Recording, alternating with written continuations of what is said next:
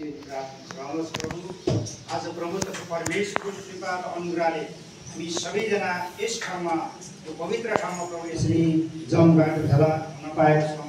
हामी तपाईँ परमेश्वरलाई धन्यवाद दिन्छौँ। परमेश्वर पिता, आज यो विशेष कार्यक्रम हुन गइरहेको छ प्रभु। तपाईँको आत्माले हामी सबैजनालाई भरिदिनुहोस् प्रभु।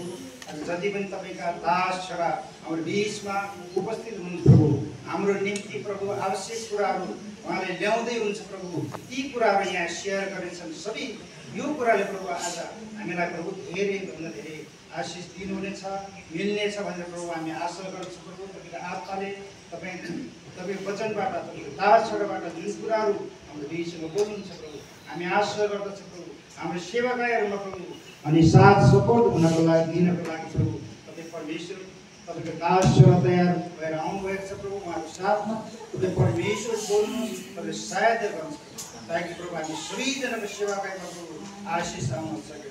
हामी तपाईँसँग यो बिन्ती अनि प्रार्थना चढाउँछौँ प्रभु। हामी सबैजनालाई तपाईँ परमेश्वरको हात राख्छौँ।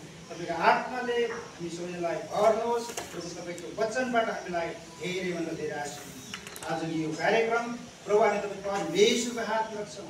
तपाईँ सुरुदेखि अन्तसम्म हाम्रो बिचमा आउनुहोस् प्रभु। तपाईँले यो आजको यो सेवा सङ्गतलाई, यो कार्यक्रमलाई प्रभु तपाईँले चलाउनुहोस्। तपाईँको दास छोरा मार्फत प्रभु तपाईँ परमेश्वरले बोल्नुहोस्।